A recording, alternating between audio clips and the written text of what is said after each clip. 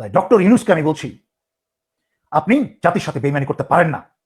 আপনি সমগ্র জাতিকে সমুদ্রে ভাসিয়ে দিয়ে গ্রামীণ ফোন, গ্রামীণ ব্যাংকের এবং নিজের আত্মীয় স্বজন, পরিচিত জনদেরকে সুবিধা দিয়ে 1 বছর আনন্দে কাটিয়ে আপনি একটা তামাশার নির্বাচন দিয়ে আপনি জাতিকে বিপদে ফেলে আপনি আবার বিদেশে চলে যাবেন। কার কাছে ক্ষমতা হস্তান্তর করে যাবেন?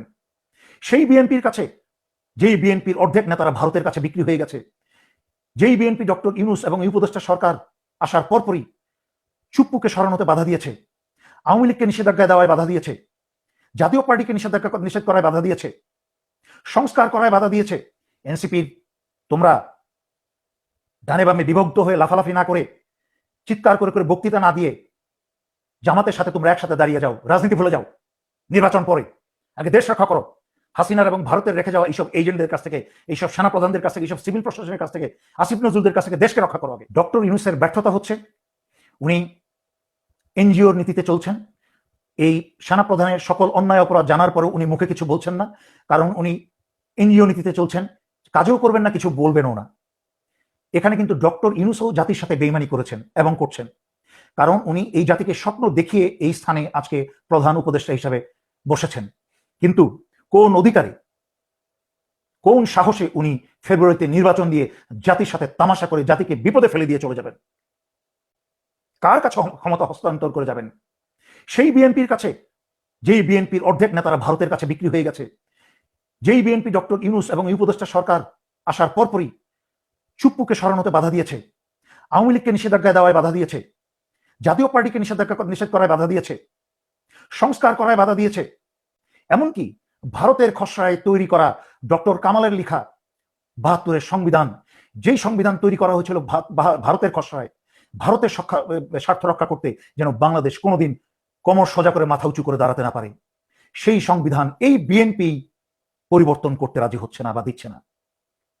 যেই ভারত 71-এর স্বাধীনতা যুদ্ধের আগে মুক্তিযুদ্ধের চেতনার ষড়যন্ত্রের স্ক্রিপ্ট পুরা লিখে ফেলেছিল, তারপরে স্বাধীনতা যুদ্ধের সূচনা করেছে, মুক্তিযুদ্ধের চেতনা শব্দটাকে এমন একটা শক্তিশালী শব্দে হিসাবে তৈরি করেছিল ভারতের যেন এই মুক্তিযুদ্ধের চেতনাকে দিয়ে বাংলাদেশের স্বাধীনতা, সার্বভৌমত্ব সব কেড়ে নেওয়া যায় এবং বাংলাদেশিদের শোষণ করে খাওয়া যায়। এবং গত 54 বছর তাই করেছে। ভারতের তাদের প্রশিক্ষণ কেন্দ্রে বাংলাদেশের মুক্তিযুদ্ধকে তারা একটা টেক্সট বুক সফলতা হিসাবে প্রতিটা কোর্সে প্রশিক্ষণে শেখানো হয়। বাংলাদেশের সফলতাকে তাদের রয়ের গোয়েন্দার সফলতা হিসাবে দেখানো হয়। অত্যন্ত লজ্জাজনক। আজকে সমগ্র বাংলাদেশ, আজকে বাংলাদেশিরাই মির্জাফর। ভারতের শয়তানের কার ক্ষমতা ছিল আমাদের ক্ষতি করার, যদি দেশের ভিতরে মির্জাফর না থাকতো? তাই ডক্টর ইউনূসকে আমি বলছি, আপনি জাতির সাথে বেইমানি করতে পারেন না।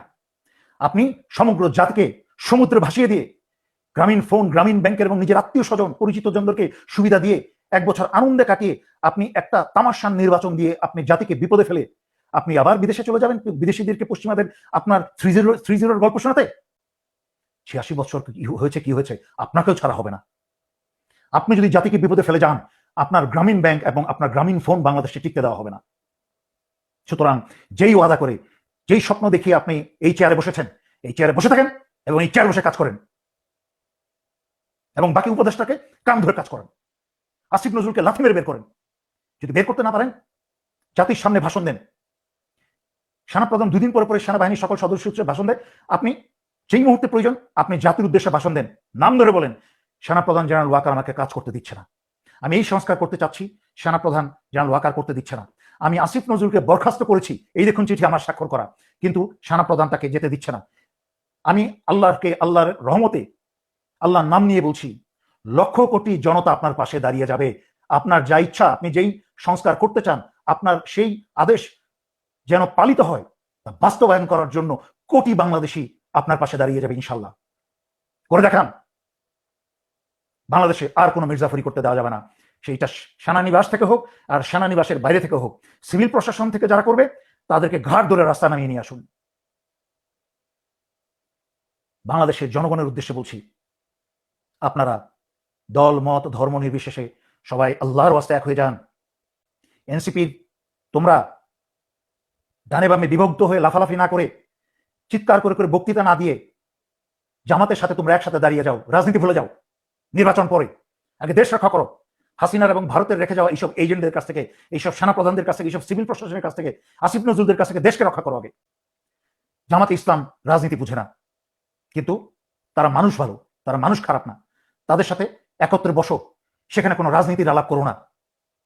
বিএনপির যারা 16 বছর ভুগেছে, তৃণমূলের কর্মীরা যারা 16 বছর ধান খেতে ঘুমানোর মানে কি, এবং পুলিশের দৌড়ানো খেয়ে, জঙ্গলে ঘুমিয়ে খেয়ে না খেয়ে থেকে বাবা মা হারানো, ভাই বোন মরে যাওয়া, বাড়ি ঘর সব হারানোর যারা ব্যথা তার যাদের মনে আছে, সেই সব ছেলে মেয়েদেরকে তোমাদের সাথে ডাকো। তাদেরকে বলো যে আপনারা আমাদের একই দেশের ভাই ভাই। আপনি যেই রাজনৈতিক দল করেন ইচ্ছা, আপনার এনসিপিতে অংশগ্রহণ করতে হবে না, জামাতে অংশগ্রহণ করতে হবে না, আপনি বিএনপি ভালোবাসেন, বিএনপিতেই থাকেন, কিন্তু আপনার ভারতের মির্জাফর, ওই রয়ের মির্জাফর, যেই সব বিএনপির নেতারা আছে, তাদের কোনো কথা শুনবেন না। তাদের কথা না শুনে তাদেরকে অগ্রাহ্য করে আপনারা সবাই একমতে এক স্টেজে এসে বসে যান দেশ রক্ষায়। সেনাপ্রধান যতক্ষণ পদত্যাগ না করবে আমরা রাস্তা ছাড়বো না। আর আজকে যদি বিএনপির প্রতিটা সমর্থক যদি আজকে সরে দাঁড়ায় যে বিএনপির ভিতরের সংস্কার না হলে, বিএনপির ভারতের যারা দালাল আছে তাদেরকে না সরালে আমরা আমরা ততদিন বিএনপিতে যোগদান দিব না। আর বিএনপির কর্মী ছাড়া, তারেক রহমান নিয়ে আর বিএনপির নেতাদেরকে দিয়ে তো বিএনপির কোনো শক্তিই নাই, কোনো রাজনৈতিক দলও নাই, বিএনপির কোনো শক্তিও নাই। তার মানে কি দাঁড়ালো? যদি তারেক রহমান বিএনপিতে না থাকে, বিএনপির বর্তমান নেতারাও যদি না থাকে, কিন্তু বিএনপির এইসব কর্মী, লক্ষ কোটি কর্মী যদি থাকে, তারপরেও কিন্তু বিএনপি বেঁচে থাকবে, বিএনপি টিকে থাকবে।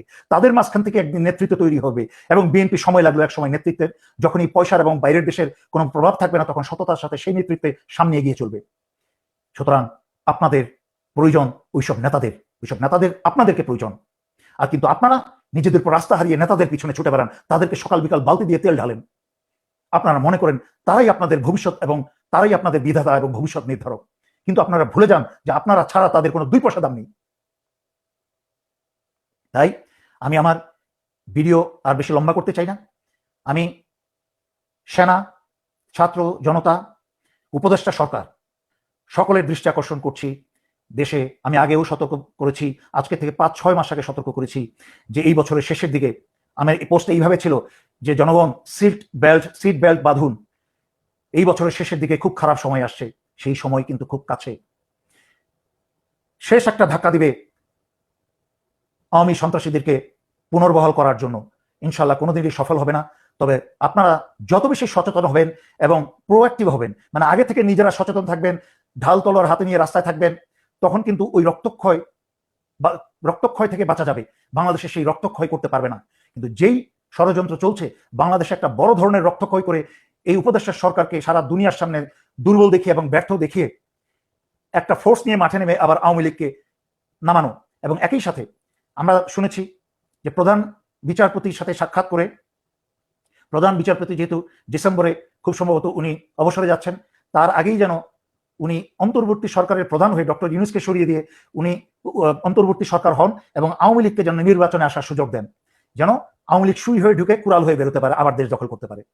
এবং বর্তমান যে বিচারপতি আছেন এবং ওনার যেই উচ্চ পারিবারিক যে ব্যাকগ্রাউন্ড আমি জানি, তাতে আমার মনে হয় না ওই রাস্তার অসভ্য বদমাশ খায়রুল হকের মতো উনি কোনো ষড়যন্ত্র উনি রাজি হবেন, বা কারোর বাইরের অথবা আভ্যন্তরীণ কোনো প্রভাবে উনি কোনো খারাপ কাজে, দেশ বিরোধী কাজে, জনতার বিরোধী কোনো কাজে উনি রাজি হবেন বলে আমার মনে হয় না।